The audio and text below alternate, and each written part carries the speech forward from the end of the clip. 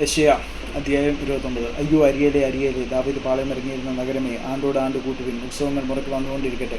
എന്നാൽ ഞാൻ അരിയേലിനെ ഞെരുക്കും, ദുഃഖവും വിലാപവും ഉണ്ടാകും, അതെനിക്ക് അരിയേലായി തന്നെ ഇരിക്കും. ഞാൻ നിനക്ക് വിരോധമായി ചുറ്റും പാളയം ഇറങ്ങി വാടുകൂടി നിന്നെ നിരോധിക്കുകയും നിന്റെ നേരെ കൊത്തളമുണ്ടാക്കുകയും ചെയ്യും.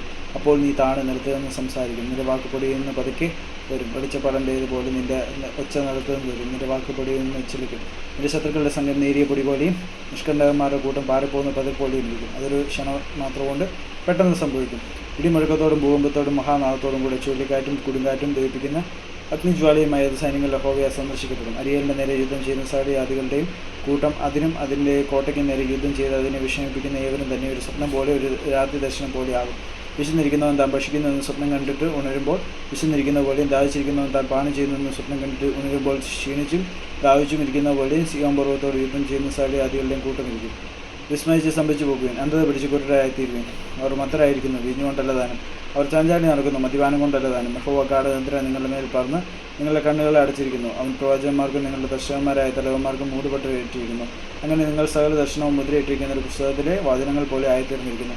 അതിനെ അശ്രവിദ്യയുള്ള ഒരുത്തൻ്റെ കയ്യിൽ കൊടുക്കൂ, ഇതൊന്ന് വായിക്കണമെന്ന് പറഞ്ഞാൽ അവൻ എനിക്ക് വഹിയ അതിനെ മുദ്രയിട്ടിരിക്കുന്നുവല്ലോ എന്ന് പറയും. അല്ല, ആ പുസ്തകം അശ്രവിദ്യയില്ലാത്തവൻ്റെ കയ്യിൽ കൊടുത്ത് ഇതൊന്ന് വായിക്കണമെന്ന് പറഞ്ഞാൽ അവൻ എനിക്ക് അശ്രവിദ്യയില്ല എന്ന് പറയും. ഈ ജനം അടുത്ത് വന്ന് വായിക്കൊണ്ട് മന്ത്രം കൊണ്ട് എന്നെ ബഹുമാനിക്കുന്നുവെങ്കിലും തങ്ങളുടെ ഹൃദയത്തെ അവർ എങ്കിൽ നിന്നും ദൂരത്തകറ്റി വെച്ചിരിക്കുന്നു. എന്നോടല്ല അവർ ഭക്തി മനഃപ്പാടമാക്കിയ മാനുഷികൽപ്പന അത്രേ. ഇത് കാരണത്താൽ ഞാൻ ഈ ജനത്തിനിടയിൽ ഇനിയും ഒരു അത്ഭുതവും ആശ്ചര്യമായ ഒരു പ്രവൃത്തി തന്നെ ചെയ്യും. അവരുടെ ജ്ഞാനികളുടെ ജ്ഞാനം നശിക്കും, അവരുടെ ബുദ്ധിമാന്മാരുടെ ബുദ്ധിയും മറഞ്ഞു പോകുമെന്ന് കർത്താവ് അരുളി ചെയ്യുന്നു.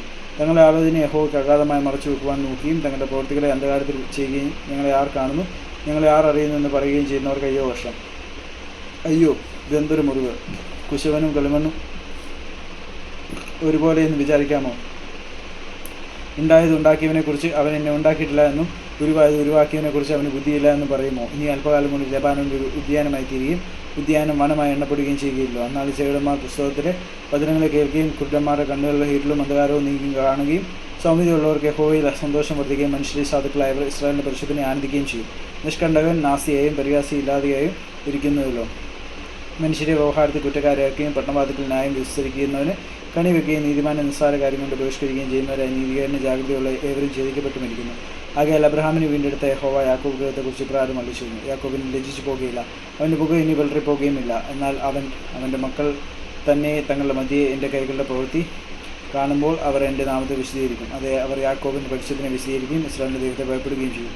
മനോവിഭ്രമമുള്ളവർ ജ്ഞാനം ഗ്രഹിക്കുകയും പിറുപിറുക്കുന്നവർ ഉപദേശം പഠിക്കുകയും ചെയ്യും.